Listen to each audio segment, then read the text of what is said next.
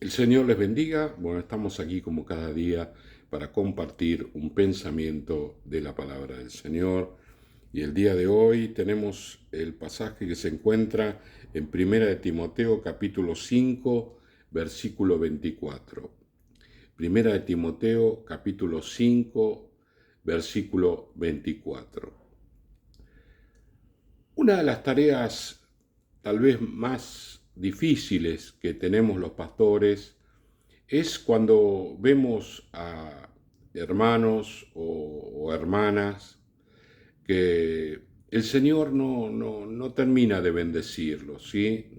Hay como un coto, un freno allí, y realmente nos llama la atención, ¿sí? Porque Dios es un Dios de bendición, es un Dios que obra poderosamente en la gente viene a la iglesia con muchas necesidades de todo tipo, variadas, y el Señor va obrando. Yo he escuchado tantas veces decir que el Señor está acomodando todas las cosas de una vida, ¿no? La persona empieza a experimentar cómo el Señor acomoda acá, acomoda allá, que la familia, que la economía, e inclusive en algunos casos la construcción de la casa, la reparación de la casa, la reparación del auto. Justamente el domingo hablaba con un hermano que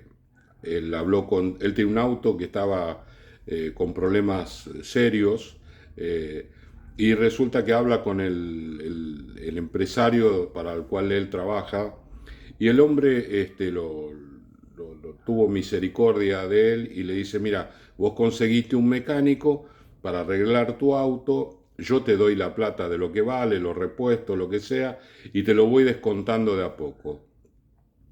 Y este hermano busca un mecánico, y el mecánico que consigue también era hermano en Cristo. Entonces este hermano le dijo: mirá, tenés que hacer esto, esto, esto y esto. Y le iba a llevar esta semana al empresario, al jefe, para que le diera el dinero, ¿no? Cómo el Señor obra, ¿no? Cómo el Señor actúa, ¿no?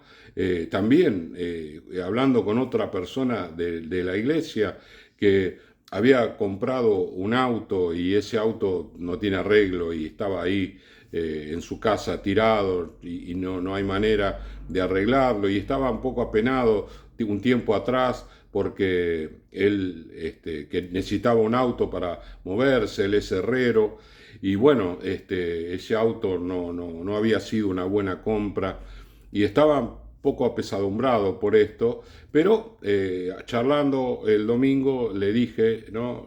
Cómo está el tema. Había visto que andaba con un fitito, y me dice: no, ese es de un cliente, me dice, pero yo me compré un 128 que era de un hombre mayor que no lo arrancó más después de la pandemia, y porque, bueno, cuando lo dejan ahí tirado, los pastos empiezan a crecer y por lo general humedece la parte de abajo del auto y rompe los pisos de los autos. Este auto tenía todos los pisos rotos, pero la mecánica estaba perfecta, lo puso en marcha y el auto anda, que es un violín, tiene pocos kilómetros, y era muy barato, justamente la plata que él tenía para comprar. Y si yo lo puedo arreglar, que soy herrero, le puedo hacer todo el piso, le puedo hacer todo lo que le hace falta, lo voy a dejar 10 puntos para poder andar con mi familia, para poder usarlo para el trabajo.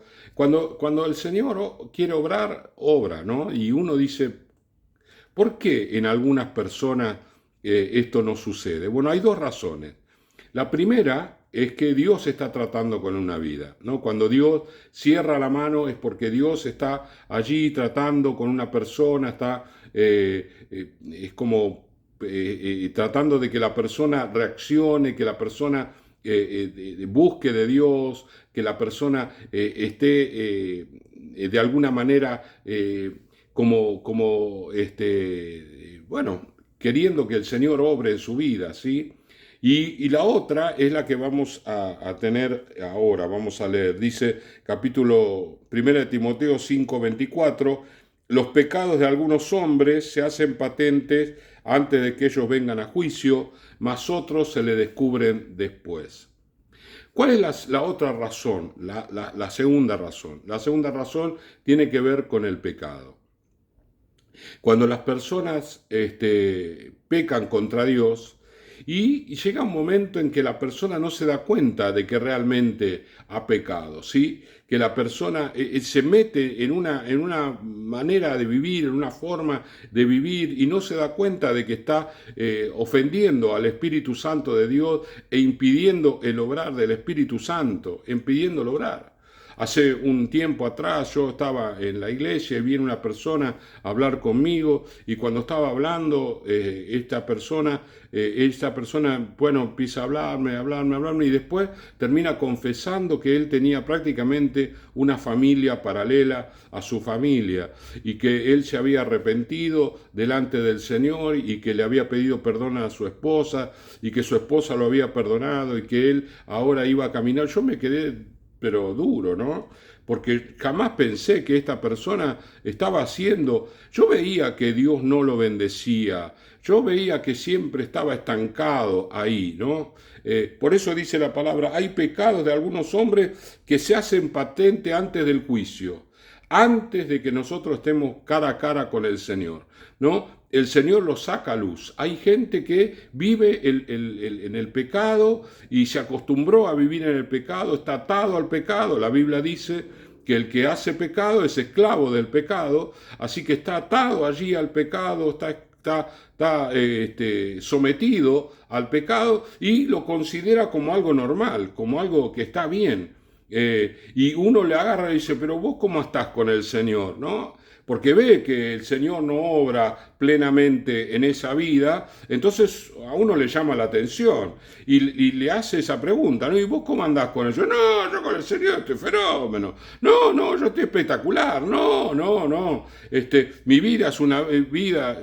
Y después con el tiempo, ¿no? Con el tiempo cuando el Señor aprieta las clavijas, cuando el Señor empieza a hacer cosas que a la gente no le agrada, entonces ahí dice, no, lo que pasa es que yo hice esto, yo hice lo otro, yo estaba mirando mujeres en la calle, yo le mandé mensajito a una chica, yo le mandé mensajito a otra chica, entonces no era que vos estabas inmaculado.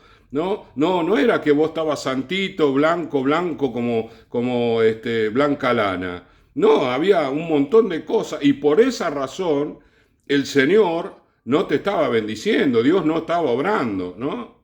Y dice la palabra del Señor, y esto es justamente lo que a veces cuando yo leo me duele un poco, dice, los pecados de algunos hombres se hacen patente antes, sí que van a salir a luz mediante nuestro comportamiento, mediante nuestro andar aquí en la tierra, pero otros se van a manifestar allá, en la presencia del Señor. Acá en la tierra nunca se van a manifestar. Quizás el Señor no lo saque a luz por el daño que provoca esa situación, ¿no? Porque muchas veces el pecado de la gente daña a otros, hace como un efecto dominó y mucha gente es dañada por causa del pecado de uno, ¿no? Hay muchos creyentes que por causa del pecado, yo conozco una chica que hoy es una empresaria, que ella iba a la iglesia y el chico que tocaba la batería, ella cantaba y el chico tocaba la batería, era un chico que dado al pecado, salir con mujeres y bla, y bueno, eso a ella le hizo mucho mal, y la apartó del camino y al día de hoy no quiere saber nada con el Señor. Y tiene una familia, tiene hijos, tiene marido, todo está perfecto, todo está muy bien, pero no tiene al Señor, no está en el Señor. Y varios hermanos le hablaron del Señor y ella está cerradísima, ¿no? El pecado muchas veces daña a otros y genera todo así un efecto feo, un efecto doloroso, No, por eso tenemos que vivir una vida de santidad, no solamente por nosotros, sino por el daño que le provocamos al Evangelio, por el daño que le provocamos al reino de Dios, porque nuestro pecado, ¿sí? No, es como que la gente no puede entender que nosotros pequemos de esa manera, porque cuando una persona empieza a pecar, empieza con un pecado chiquitito y termina con un pecado enorme, grande, ¿no? Y cuando ese pecado es grande, sale a luz, y entonces muchas personas se sienten mal por eso, se dañan y se alejan del camino, y en algunos casos para siempre. Por eso cada día nosotros tenemos que escudriñarnos, examinarnos.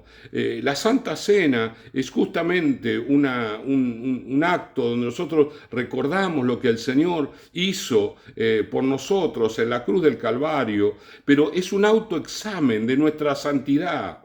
Nosotros ante los símbolos no tenemos que participar sí o sí, pero no tenemos que participar mal, tenemos que autoexaminarnos y pedirle perdón al Señor, limpiar nuestra vida, limpiar cuando el pecado comienza a tomar fuerza en nosotros, ahí pedirle al Señor que nos limpie, que nos liberte, y entonces las cosas siguen adelante y el Señor nos bendice.